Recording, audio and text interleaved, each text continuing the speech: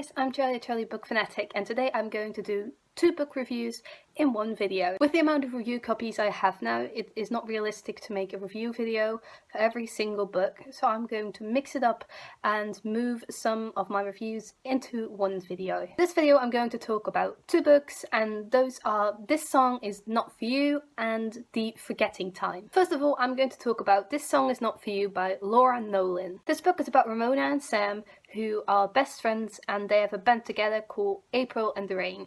But then one day there is this new guy in school, Tom, and eventually Ramona really likes Tom, and she starts to feel like he is the missing part of their band, and she asks him to come into their band. And eventually he joins their band, and it feels like he was the missing piece, and they give their band a new name, and Ramona is in love with both Sam and Tom, and the story takes off from there. First of all, going to say I gave this book 3 out of 5 stars, and I'm going to tell you why. First of all, there was a trope in this book. The characters are in love with each other, but they don't want to ruin their friendship trope, which some people may actually enjoy. I'm not one of those people. It really annoyed me. Like, the constant pining for each other and just thinking like, oh, I'm so in love with him, he's so handsome, oh, I'm so in love with her, she's so beautiful, but I can't tell him, her, because that will ruin our friendship, we won't be best friends anymore, he or she won't like me back. No. Please stop. Having said that, this book is very character driven, which I enjoyed because I liked all of the characters separately. There's no real plot in this book except for the romance, which is a love triangle. If you don't enjoy love triangles, you really don't want to read this book because it is all about a love triangle. But I have to say, it's quite a good love triangle. From the beginning of the book, I already noticed there was great banter between Ramona and Sam. I actually laughed a couple of times in this book because of the great banter between them. It was really witty and I enjoyed that. Our 3 point of views, which are Ramona, Sam and Tom. So the 3 people in the band all have their own point of view with quite short chapters, and they alternate between them, and like their chapters are only 2 to 3 pages, and it didn't really bother me. It was quite nice to alternate between the characters, but I have to say I didn't like Sam as much as I liked Ramona and Tom. All of the characters were likable and they were all different from each other, so even if the names wouldn't be above the chapter, which they are, I still would have recognized the characters from just reading from their point of view. Also, all of the characters' home situations are being taken into consideration.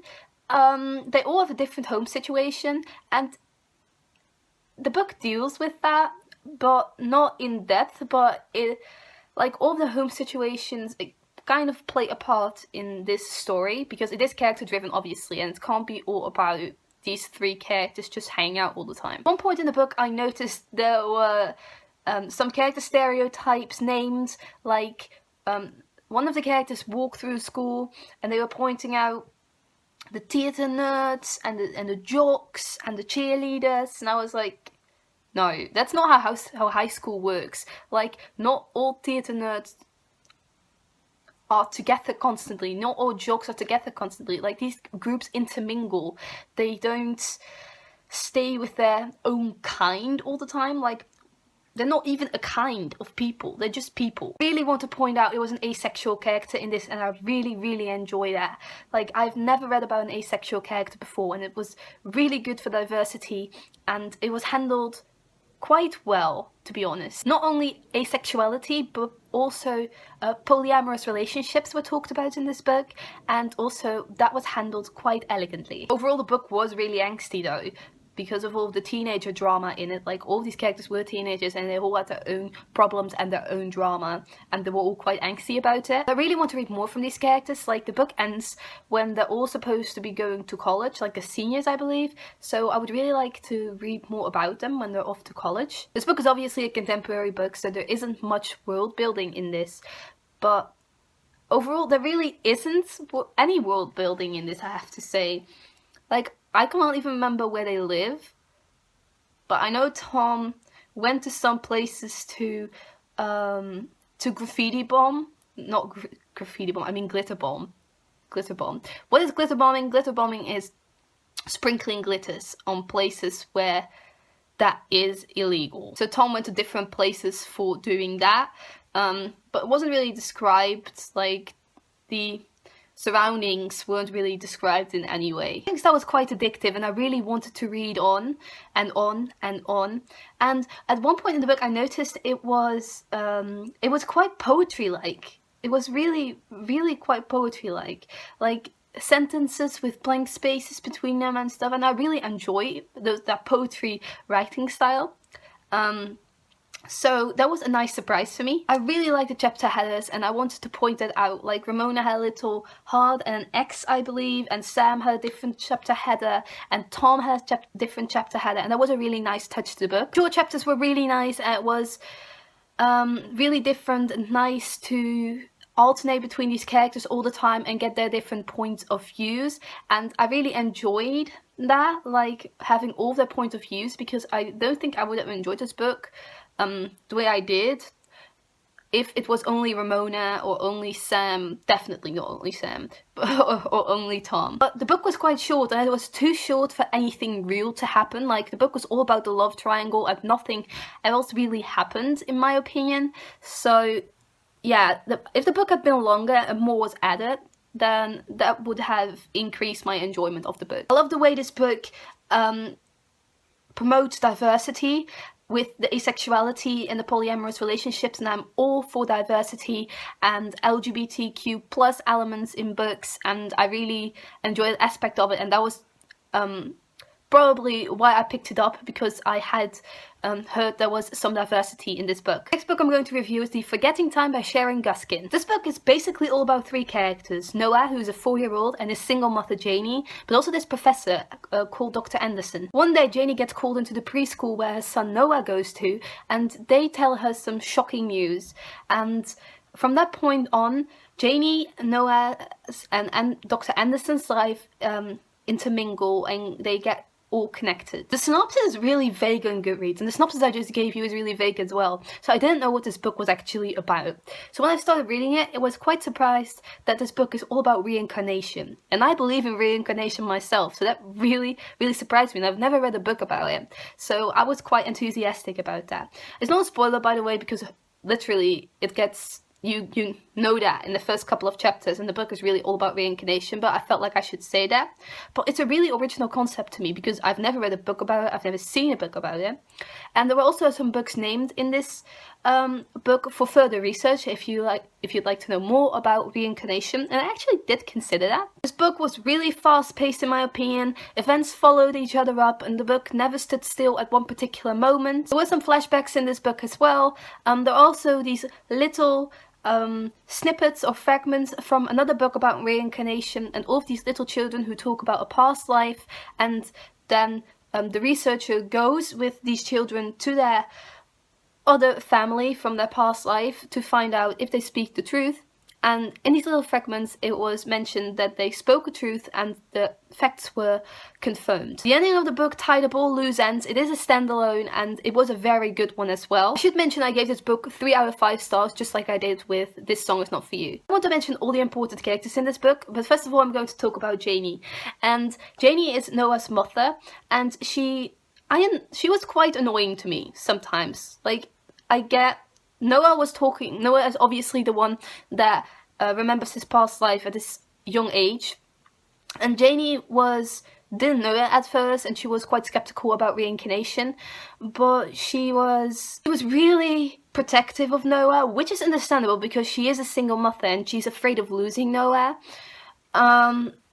But it got annoying at the point. Like, let her go. This Dr. Anderson is trying to help you. Don't be a little bitch about it. Dr. Anderson was my favourite character in this book. Like, he's really old and he has his own problems. But eventually he really tried to help Janie and Noah. And it was really good. And he was a really good character. And I enjoyed reading about his life story. Like, he's the character that gets flashbacks. And his story is really the only...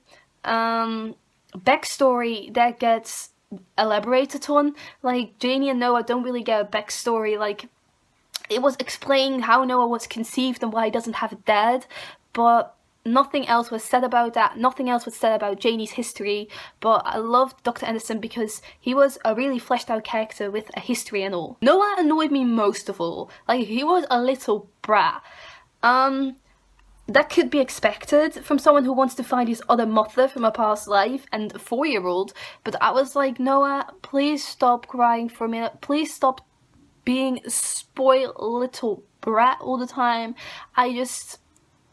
It annoyed me a lot. So, and he was a lot in this book because he's one of the main characters. So yeah, you get my struggle. And there are these other 2 characters who are from